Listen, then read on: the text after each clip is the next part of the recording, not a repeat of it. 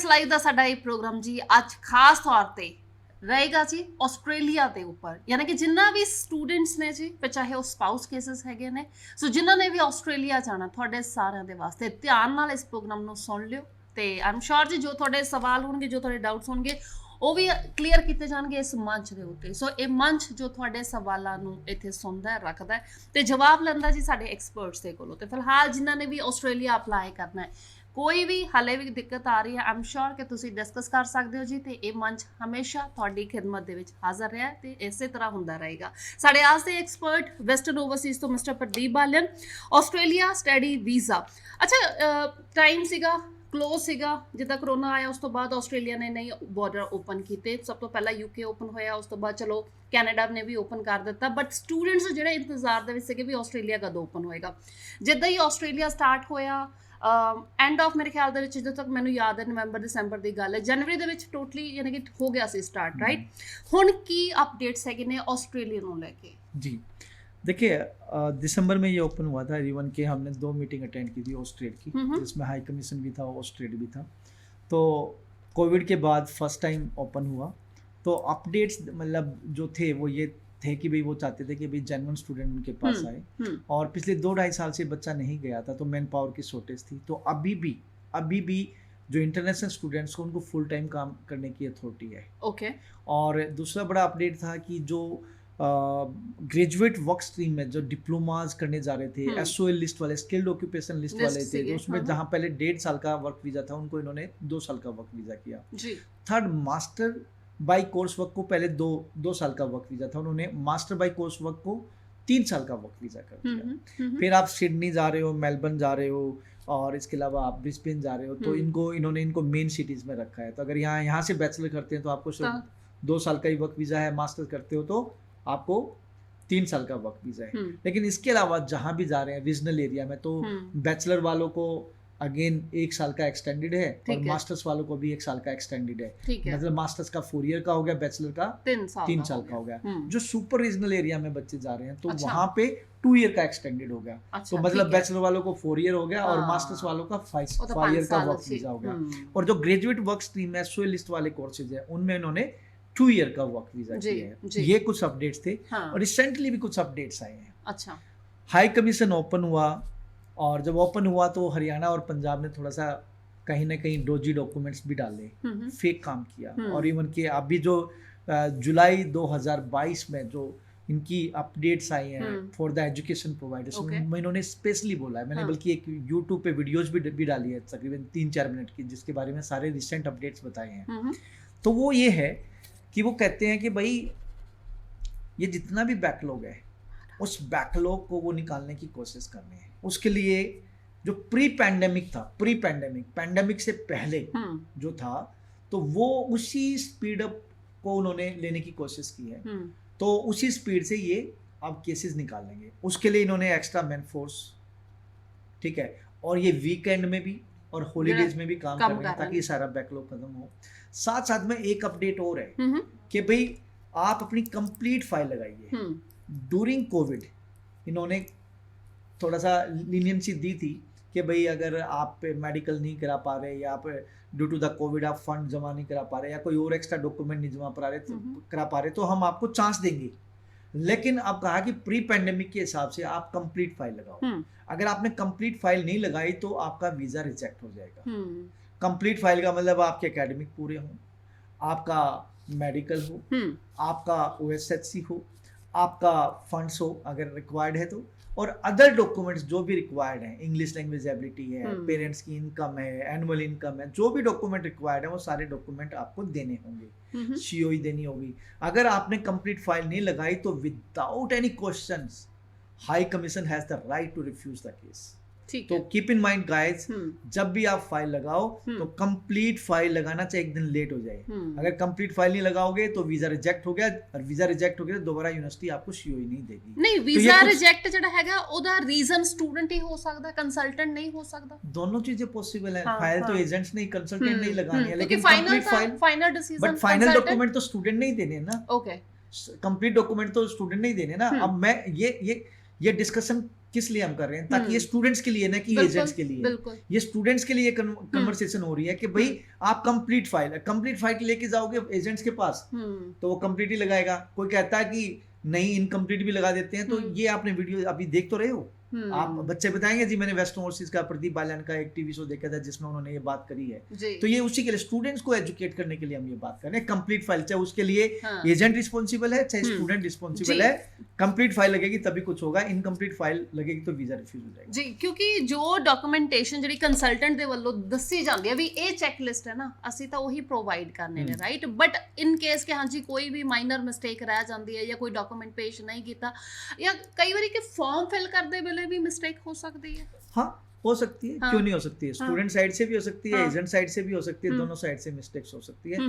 Mistakes होगी तो उसका रिजल्ट तो भुगतना पड़ेगा जी। सो फिलहाल देश प्रदेश लाइव प्रोग्राम ਤੇ ਵੈਸਟਰਨ ਓਵਰਸੀਜ਼ ਤੋਂ ਮਿਸਟਰ ਪ੍ਰਦੀਪ ਬਾਲਨ ਸਾਡੇ ਆਸ ਦੇ ਸਟੱਡੀ ਵੀਜ਼ਾ ਐਕਸਪਰਟ। ਸੋ ਨਵੀਆਂ ਚੇਂਜਸ ਜਿੱਦਾਂ ਤੁਸੀਂ ਕਹਿ ਰਹੇ ਹੋ ਜੁਲਾਈ ਮੰਥ ਦੇ ਵਿੱਚ ਜਿੱਦਾਂ ਹੁਣ ਆਈਆਂ ਨੇ, ਗਵਰਨਮੈਂਟ ਜਿਹੜੀ ਨਵੀਂ ਹੁਣ ਬਣੀ ਆਸਟ੍ਰੇਲੀਆ ਦੇ ਵਿੱਚ, ਲੱਗਦਾ ਕਿ ਉਹ ਪੋਜ਼ਿਟਿਵ स्टूडेंट्स के वास्ते खास तौर पे स्टडी वीजा नु लेके? यस पॉसिबल है, पॉसिबिलिटीज पूरी है कि वो पॉजिटिव है। उसके पीछे रीजन ये है कि ये जो कंट्री है ये कंट्री कहीं ना कहीं इमिग्रेंट्स पे डिपेंड करता है, और उसमें इमिग्रेंट्स की बात करें तो एजुकेशन, इंटरनेशनल एजुकेशन सेक्टर पर सबसे ज़्यादा डिपेंड है। और पिछले 2-2.5 साल से सब कुछ ऑफ था, सब कुछ क्लोज था, तो स्टूडेंट्स तो इनको चाहिए ही चाहिए एट एनी कॉस्ट, पहली बात। दूसरी बात, यस ये गवर्नमेंट जहाँ तक जो पॉजिटिव वाइब्स आ रही हैं, ये गवर्नमेंट ऐसी है कि जो स्टूडेंट जाएंगे उनका भविष्य बनेगा वहाँ पे जी। और आने वाले टाइम में हाई वीज़ा सक्सेस रेट रहेगा। जुलाई में अभी नया कोटा आया है, मतलब एक साल में जितने वीज़ास देने होते हैं, तो 1 जुलाई को वो डिक्लेयर हुआ है, तो न्यू ईयर स्टार्ट हुआ है इनका। तो आज की डेट में जो बच्चा फाइल लगाएगा उसकी हाई पॉसिबिलिटी है कि अगर उसका जीटी अप्रूवल है, जेन्युइन स्टूडेंट्स है, तो student will get the visa जी। ਪਿੱਛੇ ਜਦੋਂ ਹੁਣ ਤੁਸੀਂ ਫੰਡਸ ਦੀ ਵੀ ਗੱਲ ਕੀਤੀ ਹੈ ਵੀ ਕਾਫੀ ਪ੍ਰੋਬਲਮ ਆਈਆਂ ਸੀ, ਹੁਣ as such do you think so ਵੀ ਹੁਣ ਵੀ ਸਟੂਡੈਂਟਸ ਨੂੰ फंड्स ਨੂੰ ਲੈ ਕੇ है प्रॉब्लम? देखिए आपको एक चीज़ समझनी होगी कि यहाँ पे यूनिवर्सिटीज़ को 3 कैटेगरी में डिवाइड किया है, जिसको असेसमेंट लेवल बोलते हैं। ऐसे पूरे वर्ल्ड को भी उन्होंने डाला हुआ है। पिछले 12 महीने का स्टेट उठा के उनके हिसाब से यूनिवर्सिटीज़ को कैटेगराइज किया, assessment level 1, assessment level 2, assessment level 3। मतलब यूनिवर्सिटी का मतलब education provider, either school, either college, either school, either university, ठीक है। तो जो असेसमेंट लेवल 1 में बच्चा जा रहा है, क्योंकि हम इंडिया असेसमेंट लेवल 3 में है, इंडिया असेसमेंट लेवल 3 में है, तो जो असेसमेंट लेवल 1 यूनिवर्सिटी में बच्चा जाएगा इंडिया से, तो वहाँ as per the checklist fund दिखाने की जरूरत नहीं है, but embassy might ask, but university funds देख सकती है और फंड्स देखती हैं। तो हमारे पास बहुत सारे ऑप्शंस अवेलेबल हैं कि आज की डेट में अगर आप स्टूडेंट्स ऑस्ट्रेलिया में जाना चाहते हैं और आपकी फाइल जब हाई कमीशन जब यूनिवर्सिटी को जाती है, तो बहुत सारी यूनिवर्सिटीज़ ऐसी हैं कि फर्स्ट शो में ही वो आपको अनकंडीशनल ऑफर लेटर दे देती हैं। अनकंडीशनल ऑफर लेटर दिया, आप अपनी फ़ी पे करो, सीओई आएगी, आपकी फाइल लॉन्च हो जाएगी, आपका वीज़ा आ जाएगा। काफ़ी यूनिवर्सिटीज़ हैं जो फंड्स देखती हैं, कुछ यूनिवर्सिटीज़ फंड्स नहीं देखती हैं, तो दोनों बातें हैं। तो मेरी रिक्वेस्ट है, जब फंड देखती भी हैं या नहीं भी देखती हैं, आप फंड जरूर मेंटेन करें। आपके पास फंड हो सकता है 1 महीने पुराने हो सकता है आपके पास 2 महीने पुराने हो सकता है आपके पास 3 महीने पुराने हो।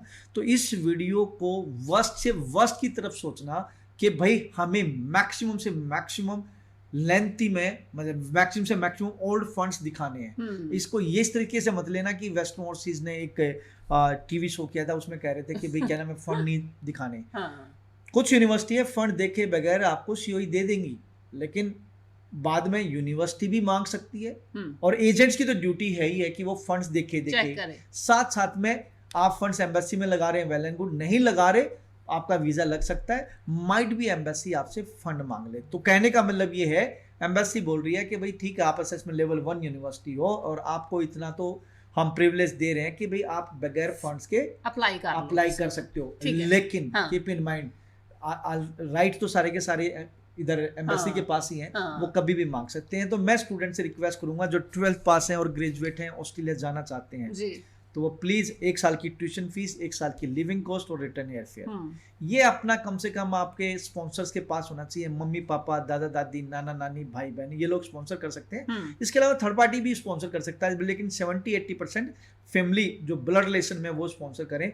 तो आप प्लीज़ अब्रॉड जा रहे हैं तो इतने फंड, तकरीबन ये 25 से 28 लाख के फंड बनते हैं, अकाउंट में रखें, वो हो सकता है करंट के हों, जब तक आपका ऑफर लेटर आएगा तब तक आपकी फाइल प्रिपेयर होगी, तब तक वो 1 महीने से 3 महीने तक पुराने हो जाएंगे, तो फाइल लगेगी, आपका वीजा आ जाएगा। लेकिन हाई कमीशन कहीं नहीं बोलती कि आपके पास पुराने 3 महीने पुराने हों, आपके पास करंट फंड्स हैं वो भी चल सकते हैं, लेकिन वहां पे सोर्स होना चाहिए। तो ये चीजें आप एक बार ऑफिस में आइए, हम फेस टू फेस बैठ के बात करेंगे, क्योंकि ये बड़ा कंफ्यूजिंग सा है स्टूडेंट्स के लिए कि यार कभी तो बोल रहे हैं कि फंड नहीं दिखाने, कभी कह रहे हैं फंड दिखाने हैं। तो आपको समझना होगा जो असेसमेंट लेवल 1 यूनिवर्सिटीज और कॉलेज है, वहां की उनकी चेकलिस्ट अलग है, और उस चेकलिस्ट में वो फंड नहीं मांगती एम्बेसी, तो आप बगैर फंड भी फाइल लगा सकते हो। लेकिन एम्बेसी मांग सकती है बाद में, आपकी फाइल लगी, कल वीजा ऑफिसर को लगा कि यार मुझे इसके फंड देखने चाहिए, तो माई टास्क पूछ सकते हैं, और उनको नहीं लगता तो वो वीजा ऐसे भी दे देंगे जी। तो अब लेकिन असेसमेंट लेवल 2 में और असेसमेंट लेवल 3 की यूनिवर्सिटीज में आप अगर फाइल लगा रहे हैं तो वहां फंड आपको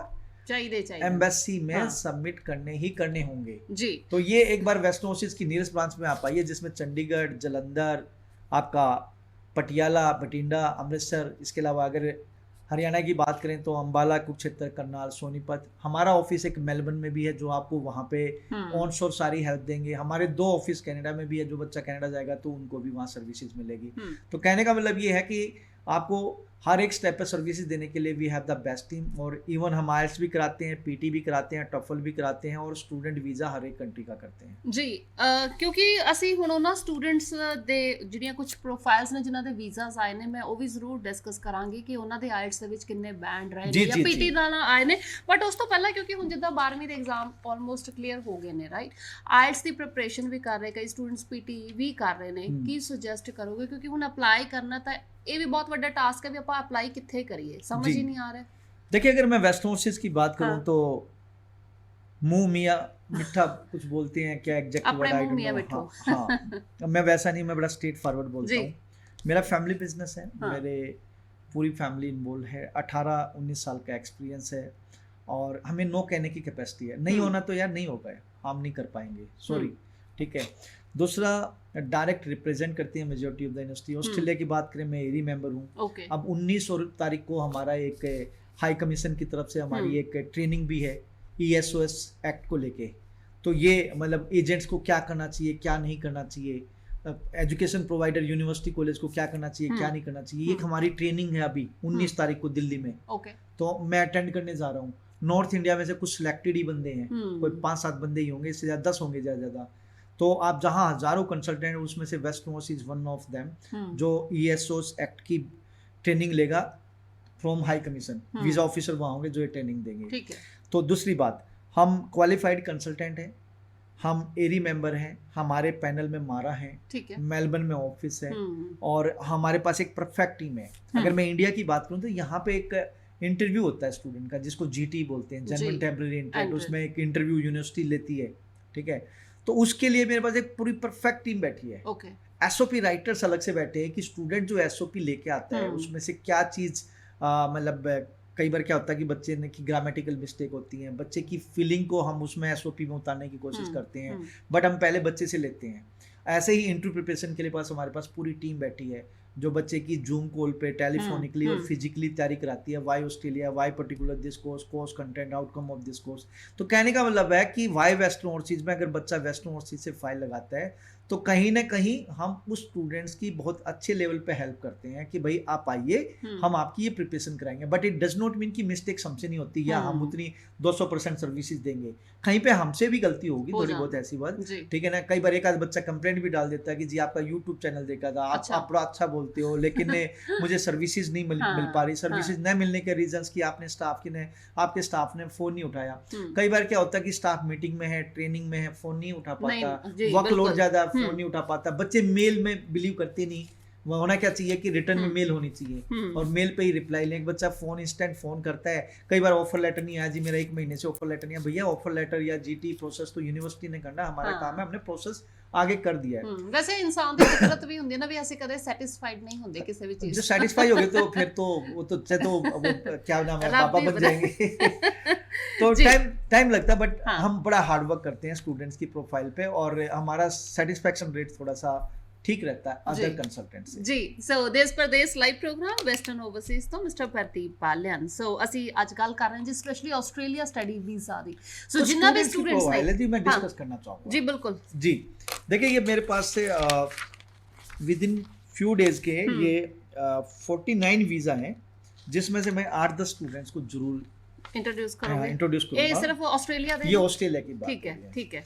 अब अगर बात करें तो ये बच्चा है करण, 10th की इसने 2017 में और 12th की 2019 में 81% मार्क्स हैं बच्चे के, और बच्चे के 8 बैंड है नो लेस देन 7, और बच्चे का वीज़ा आया ग्रिफिथ यूनिवर्सिटी में गोल्ड कोस्ट में बैचलर ऑफ इंफॉर्मेशन टेक्नोलॉजी के लिए। बच्चा पानीपत से बिलोंग करता है और 29 लाख के अप्रोक्स इन्होंने फंड दिखाए थे। ओके बंदा वीजा आना था ऑब्वियसली। जी हाँ मैं बनते क्या- हैं, because लेकिन आप IELTS देखिए ना में- 2019 में इसकी क्या नाम है 12th है, ठीक है उसके ठीक बाद है, बच्चे ने गैप gap एक्टिविटी करके। शो की थी। ठीक है अगर मैं नेक्स्ट स्टूडेंट की बात करूं तो इस बच्चे का नाम है सीआर, 10th की है 2017 में, और इसके बाद इसने 12th की है। फिर इसका क्या नाम है गैप जस्टिफिकेशन इन्होंने दिया है, 6.5 बैंड नो लेस देन 6 है, 25 लाख के फंड दिखाए थे। टोरेंस यूनिवर्सिटी में इस बच्चे का वीजा आया है। अगर मैं कुछ और प्रोफाइल की बात करूं तो प्रवेश बुलिया ये बच्चा है, और इस बच्चे ने बैचलर किया था, बीए किया था, पीटी में 65 नो लेस देन 64 इस बच्चे का स्कोर है। 2 ईयर का इस बच्चे का बैंकिंग सेक्टर में वर्क एक्सपीरियंस है एज ए मैनेजर। 27,39,000 रुपए के इस बच्चे ने फंड्स दिखाए थे। बच्चा सोनीपत से बिलोंग करता है। टोरेंस यूनिवर्सिटी में master of global project management के लिए इस बच्चे का वीजा आया है। प्रियांशु राठी है, अगेन बीए है बच्चा, 6.5 नो लेस देन 5.5, एक मॉड्यूल में 5.5 है। 2 ईयर का एक्सपीरियंस है मार्केटिंग एग्जीक्यूटिव का। बच्चा पानीपत से कैप्लन बिजनेस स्कूल में एमबीए के लिए बच्चा जा रहे हैं। नेक्स्ट स्टूडेंट है आर्यन वर्मा, बीसीए किया है 64%, 6.5 बैंड, एक मॉड्यूल में 5.5, 30 लाख के इनके फ्रेश फंड्स थे सोर्स के साथ, और फ्लिंडर यूनिवर्सिटी में master of information technology network and cyber security में इस बच्चे का वीजा आया है जी। तो अगर आगे बात करें, ये पिया लड़की है, अम्बाला से ये है, इसके फादर पुलिस में है, 6 बैंड है, एक मॉड्यूल में 5.5 है। और ये जो गुड़िया जा रही है, ये जा रही है La Trobe college leading to La Trobe university, diploma in IT leading to bachelor in IT में जा रही है ये बच्ची।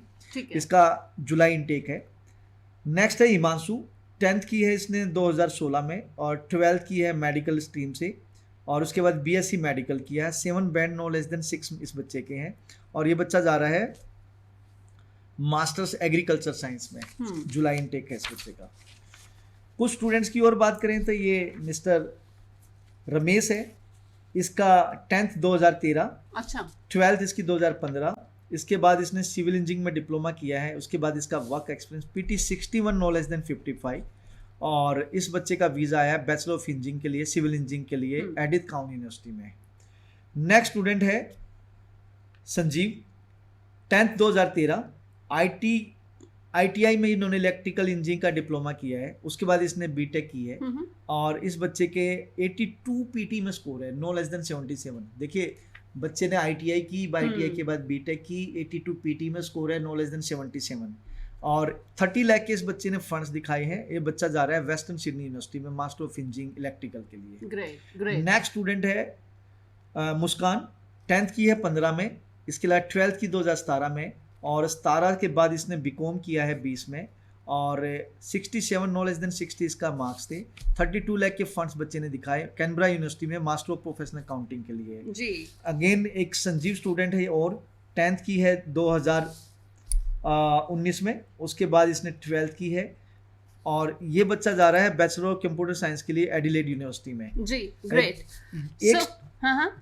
ये स्टूडेंट रोहतक से बच्चा बिलोंग करता है। जी। एक हरसिमरन है, इसने किया है बैचलर नर्सिंग 2021 में, और लाट्रोब यूनिवर्सिटी में मास्टर ऑफ पब्लिक हेल्थ के लिए बच्चा जी। अच्छा यानी कहਣ ਦਾ मतलब कि अगर गैप भी है ਤਾਂ ਵੀ ਵੀਜ਼ਾ ਆ ਜਾਂਦੇ ਨੇ, ਪਰ ਉਹ ਵੀ ਤਾਂ ਆਏਗਾ ਹਾਂ ਅਗਰ ਇੱਕ ਚੰਗਾ ਕੰਸਲਟੈਂਟ ਵੀ ਹੋਏਗਾ ਜਿਹਦੇ ਕੋਲ ਤਜਰਬਾ ਹੋਏਗਾ ਚੰਗਾ, ਆਮ ਸ਼ੋਰ ਵੀ ਉਹ ਵੀਜ਼ਾ ਲੈ ਕੇ ਆ ਸਕਦਾ, ਉਹ ਮਦਦ ਕਰੇਗਾ ਸਾਡੇ ਸਟੂਡੈਂਟ ਨੂੰ ਵੀਜ਼ਾ ਲੈਣ ਦੇ ਵਿੱਚ। ਫਿਲਹਾਲ ਜੀ ਸਮਾਂ ਹੁਣ ਅਲਾਉ ਨਹੀਂ ਕਰ ਰਿਹਾ, ਸੌਰੀ। ਸੋ ਬਹੁਤ ਬਹੁਤ ਸ਼ੁਕਰੀਆ ਪ੍ਰਦੀਪ ਸਰ, ਤੁਸੀਂ ਸਮਾਂ ਕੱਢਿਆ ਆਏ ਹੋ ਜੀ। ਥੈਂਕ ਯੂ ਬਹੁਤ ਸੋ ਸਾਰੀ ਮਚ। ਬਾतें करनी थी, अब तक फ्लो स्टार्ट हुआ ਜੀ। ਸੋ ਨੈਕਸਟ ਟਾਈਮ ਡੈਫੀਨਿਟਲੀ ਅਸੀਂ ਜਿਹੜੇ ਬਾਕੀ ਦੇ ਸਵਾਲ ਨੇ ਜੀ ਉਹ ਡਿਸਕਸ ਕਰਾਂਗੇ, ਜਵਾਬ ਲਵਾਂਗੇ, ਬਟ ਫਿਲਹਾਲ ਆਪਣਾ ਖਿਆਲ ਰੱਖੋ ਜੀ। ਨੈਕਸਟ ਟਾਈਮ ਫਿਰ ਮੁਲਾਕਾਤ ਕਰਦੇ ਦੇਸ਼ ਪਰਦੇਸ ਲਾਈਵ ਪ੍ਰੋਗਰਾਮ ਇਸੇ ਤਰ੍ਹਾਂ ਵੇਖਦੇ ਰਿਹਾ ਕਰੋ। ਧੰਨਵਾਦ।